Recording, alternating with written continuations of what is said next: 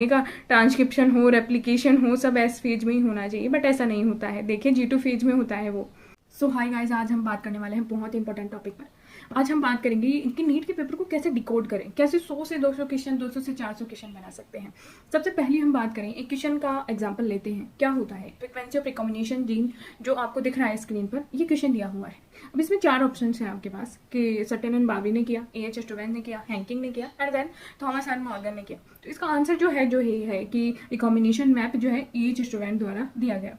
अब उसके बाद ये तीनों ऑप्शन आपको पता होना चाहिए कि सटन एंड बार्बी ने क्या किया था, क्रोमोसोमल थ्योरी ऑफ इनहेरिटेंस दिया था, हैंकिंग ने क्या दिया था, एक्स बॉडी के बारे में बताया था, और थॉमस एंड मॉर्गन ने एक्सपेरिमेंटली क्रोमोसोमल थ्योरी के बारे में बताया था। तो ये 3 चीजें क्लियर हुई। अब उसके बाद ये है कि इसमें 4 क्वेश्चन बन जाते हैं, क्योंकि अगला पेपर जो 2024 के लिए बनता है वो इन्हीं का कुछ डिकोडेशंस होता है, इन्हीं से रिलेटेड जो क्वेश्चंस होते हैं उन्हीं के आसपास चीजें पूछी जाती हैं। उसके बाद देखिए दूसरा क्वेश्चन देखते हैं, the process of appearance of recombination nodules की बात करते हैं। तो इसमें जैसे 4 ऑप्शन दिए हैं, पैकाइटिन हो गया, तो पैकाइटिन तो इसका आंसर हो ही गया कि रिकॉम्बिनेशन नोड्यूल्स जो है पैकाइटिन में दिखती हैं। अब उसके बाद जैसे डिप्लोटिन की बात करते हैं, तो अपीयरेंस ऑफ आप कह सकते हैं कि कैसा दिखने लग जाता है, काइजमेटा दिखने लग जाता है इसके अंदर। फिर उसके बाद होता क्या है, मतलब एक्स आकार के फॉर्म्स बनने लग जाती है डिप्लोटिन के अंदर। फिर आपको ये पता होना चाहिए कि फिर डाइकाइनेसिस में क्या होता है, फिर टर्मिनाइजेशन ऑफ जो है काइजमेटा हो जाता है। फिर उसके बाद जाइगोटीन में क्या होता है, उसमें सिनेप्टोनर्मल कॉम्प्लेक्स बनता है। तो 4 क्वेश्चन आपके रेडी हो गए, 4 क्वेश्चन यहाँ रेडी हो गए, 2 ही क्वेश्चन से आपने 8 क्वेश्चन बना लिए। उसके बाद देखते हैं कि which of the following stage of meiosis involve division of centromere. तो सेंट्रोमियर के डिवीजन में एनाफेज 1 की बात नहीं करते हैं, उसमें होमोलोगस जो क्रोमोसोम है उनका जो पेयर है वो अलग हो जाता है। एनाफेज 2 की बात करें या एनाफेज जो है जो M जो फेज होती है, तो उसके एनाफेज की बात करें तो दोनों में सेंट्रोमियर डिवाइड होता है। तो इजीली इस चीज को याद किया जा सकता है। फिर उसके बाद ये हो सकता है कि मेटाफेज, अगली बार ये क्वेश्चन आ जाए कि मेटाफेज 2 में क्या होगा। फिर तो मेटाफेज 2 में जो है सिंगल लेयर जो है मेटाफेजिक प्लेट बन जाएगी। ऐसे ही मेटाफेज फर्स्ट में क्या होगा, फिर तो मेटाफेज फर्स्ट में डबल लेयर जो है मेटाफेजिक प्लेट बन जाएगी। उसके बाद टीलोफेज में क्या, वही जो है सेल्स का जो डिवाइडेशन हो जाता है। तो ये सब चीजें चलती हैं। उसके बाद देखते हैं हम, जैसे during the purification process of recombinated DNA technology addition of chilled ethanol precipitate out. Okay, तो अब ये क्वेश्चन है, DNA है, हिस्टोन है, पॉलीसेकेराइड है, RNA। अगली बार हो सकता है ये क्वेश्चन आ जाए कि चिल्ड एथेनॉल डाल दें तो फिर क्या DNA को एक्सट्रैक्ट करने के बाद कौन कौन सी ऐसी चीजें होंगी जो पूरे सॉल्यूशंस में बच जाएंगी, क्योंकि इसको तो आप स्पुलिंग से निकाल लेंगे, चिल्ड एथेनॉल को स्पुलिंग से निकाल लेंगे, बट बाहर क्या बच जाएगा, तो वही है RNA, हिस्टोन, पॉलीसेकेराइड बन जाएगा। सो नेक्स्ट क्वेश्चन पर चलते हैं, वो है कि spraying of which of the following phytochrome on juvenile conifers, जो भी क्वेश्चन दिया हुआ है। अब इसका आंसर हो गया gibberellic acid, but gibberellic acid से रिलेटेड और भी चीजें हमें पता होनी चाहिए, वो तो है ही इंपॉर्टेंट, बट उसके साथ अब जैसे जियाटिन दिया हुआ है इसके अंदर। अब बहुत सारे बच्चों को अगर ये क्वेश्चन पूछा जाए कि जियाटिन क्या नेचुरली पौधों में मिलता है, तो बोले हाँ मिलता है, बट जब ये पूछ लिया जाए कि काइनेटिन मिलता है तो फिर कंफ्यूजन हो जाएगा कि काइनेटिन भी मिलता है कि नहीं मिलता है। देखिए नेचुरली काइनेटिन नहीं मिलता पौधों के अंदर, तो जियाटिन जो है वो आपको कोकोनट के अंदर मिल जाएगा, बट काइनेटिन जो है नेचुरली पौधों में नहीं मिलता। एब्सिसिक एसिड की बात करते हैं, एब्सिसिक एसिड में भी बहुत सारी चीजें हैं, जैसे कि जो जो अपना सीड्स होते हैं उनको डॉर्मेंसी के लिए इंपॉर्टेंट है एब्सिसिक एसिड। वैसे ये स्ट्रेस हार्मोन है, और भी जैसे कुछ चीजें हैं कि जैसे टेक्निकली अगर हम बात करें तो एब्सिसिक एसिड देखने में ऐसे लगता है कि स्ट्रेस हार्मोन है और ये किस तरह से स्टोमेटा को बंद कर देता है, ये दिक्कत ही करता होगा, बट ये पॉजिटिव वे है पौधे को सपोर्ट करने का, क्योंकि जब भी ऐसी कंडीशंस होगी, जब उसके अकॉर्डिंग कंडीशन नहीं होगी तो चीजें चेंज होंगी। तो ये सब चीजें हैं। अब देखिए जैसे इंडोल ब्यूटारिक एसिड की बात की गई है, तो ये ऑक्सीजन के थ्रू है, फिर ऑक्सीजन में कुछ चीजें और भी दी हैं, तो उन सब चीजों को साथ में पढ़ लेना, इनके साथ में लिख लेना। तो अब जैसे एक क्वेश्चन से 4 क्वेश्चन रेडी हो गए। उसके बाद जैसे अभी देखते हैं एक्साइल प्लेसेंटेशन की बात करते हैं, ऑब्जर्व इन अब China rose, beans and lupin. अब इनके एग्जाम्पल्स को आप अलग अलग पता लगाइए कि क्या है। देखिए चाइना रोज की बात करें तो एक्साइल प्लेसेंटेशन है।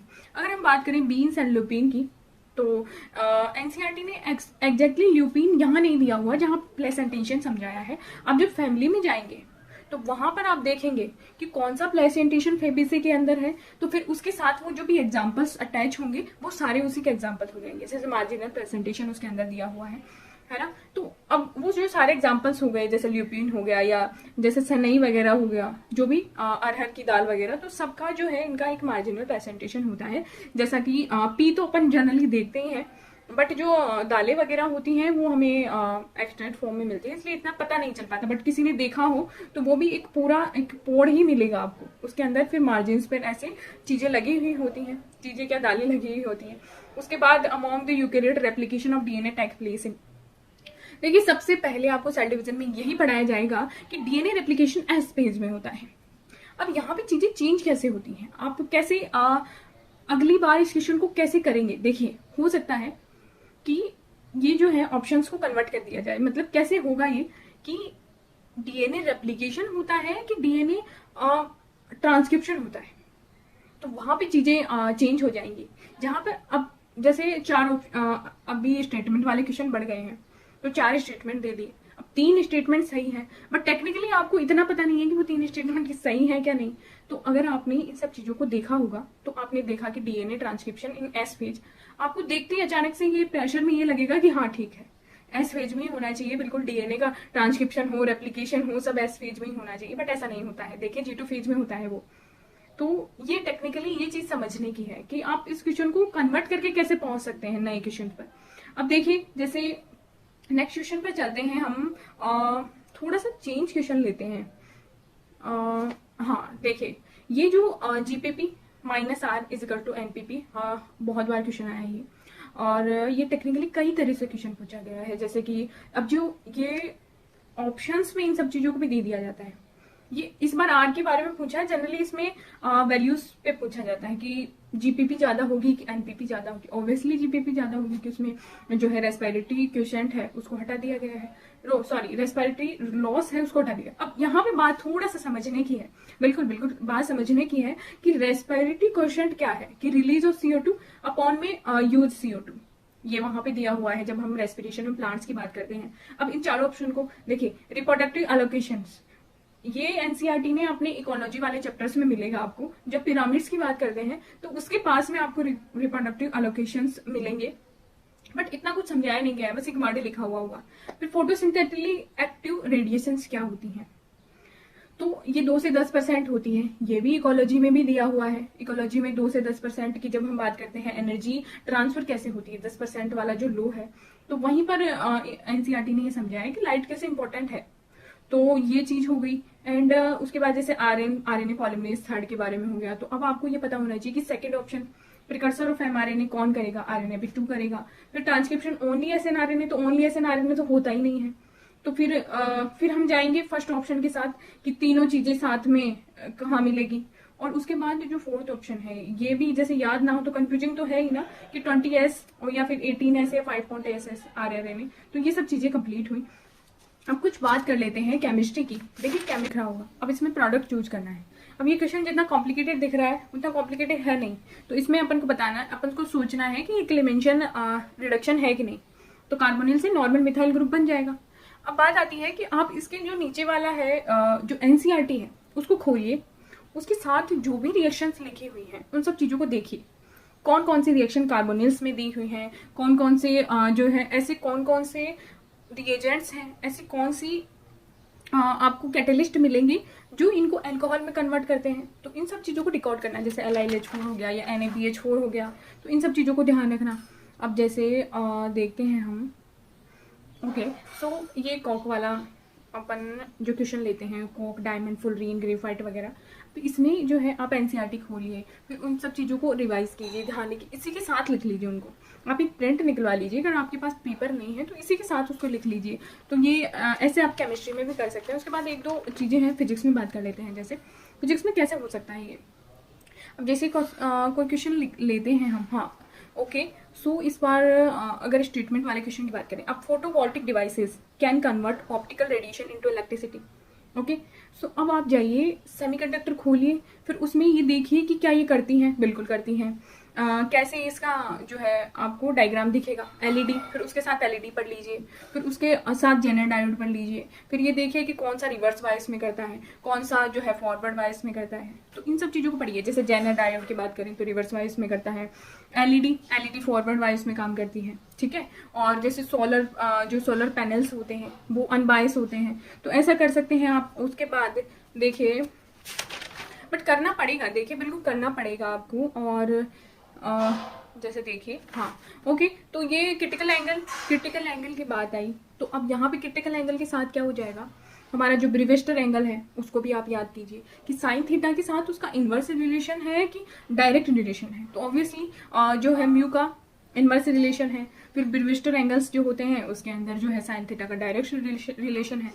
अब एक बार नीट में इनका आपस में रिलेशन पूछ लिया गया कि साइन थीटा फिर कॉस साइन थीटा और टेन थीटा में फिर उनका आपस में क्या रिलेशन है, या फिर इस बार जैसे नीट 2022 का पेपर देखेंगे आप तो उसमें भी आपको एक क्वेश्चन मिलेगा इसी से रिलेटेड कि जैसे अब उसमें ऐसे था कि जो लाइट आ रही थी वो जिस एंगल पे आ रही थी उस एंगल को चेक करना था कि वो म्यू के साथ रिलेट हो रहा है या नहीं, तो वो पोलराइज हो रहा है नहीं, उसमें ये बताना था कि जो रिफ्लेक्टेड रे थी और जो रिफ्लेक्टेड रे थी उनके जो बीच में जो एंगल कितना आएगा, तो 90 डिग्री का आएगा। और ये क्वेश्चन 2016 या 15 में पूछा गया, वहां पे वो बहुत टेक्निकली डिफरेंट क्वेश्चन था, उसके अंदर डिफरेंट नहीं कह सकते, उसकी लैंग्वेज डिफरेंट थी, बात यही पूछी थी उन्होंने भी कि जो एंगल है उनमें कितना होगा, लेकिन वहां पे कुछ इलेक्ट्रिक फील्ड्स की बात कर दी गई या फिर उनमें पोलराइजेबिलिटी की बात कर दी गई, तो वहां पे काफी कंफ्यूजन क्रिएट हुआ। अब उसके बाद देख लेते हैं, हाँ ये रेडियो एक्टिविटी पे कितनी बार क्वेश्चन आया हुआ है, तो इसके 2 की पावर्स की n के जो फॉर्मूले हैं आप याद कीजिए, या फिर अरे जो है एक्टिविटी है उसको समझिए कि क्या है, इससे रिलेटेड चीजें बीटा अल्फा के बारे में। अब यही है कि इन सब चीजों को लिख लीजिए इसके साथ में और इसके रिलेटेड फॉर्मूले की। अब जैसे एक बात करते हैं, जैसे हाँ ये जो क्वेश्चन आया ना द्विध्रुव वाला, द्विध्रुव यानी डाइपोल के बारे में क्वेश्चन आया, तो अब डाइपोल में आप चारों चीजों को साथ लिखिए, जैसे एक्सिस मतलब एक्सिस पे क्या होगा, फिर इक्वेटोरियल पे क्या होगा, फिर इलेक्ट्रिक फील्ड में और क्या मैग्नेटिक फील्ड में सेम ही होगा, तो हाँ बिल्कुल सेम ही होगा, क्या पोटेंशियल में सेम होगा, तो पोटेंशियल में डिफरेंट होगा, वो एक्साइल होगा, वो एक्सिस पे तो होगा, सॉरी ये बायो और फिजिक्स थोड़ा सा मिक्स हो गई है, हाँ तो ये पोटेंशियल पे एक्सिस पे होगा और फिर इक्वेटोरियल पे नहीं होगा, तो यहाँ पे ये चीज हो जाएगी। तो ये 6 क्वेश्चन आपके बन जाते हैं एक ही क्वेश्चन के अंदर, कि आप उनके ग्राफ बना लीजिए, आप उनके जो है अब जैसे ये क्वेश्चन है कि net magnetic flux through any close surface, है ना, तो मैग्नेटिक फ्लक्स 0 होता है, शुरू में ही पढ़ाया जाता है कि म्यू 0 होता है तो मैग्नेटिक फ्लक्स 0 हो जाता है। म्यू 0 इन द सेंस कि आप जो मोनोपोल का है, मोनोपोल जो है एग्जिस्ट ही नहीं करता, तो मैग्नेटिक मोनोपोल एग्जिस्ट नहीं करता तो फ्लक्स तो 0 होना ही होना है, उसमें तो कोई किंतु परंतु है ही नहीं।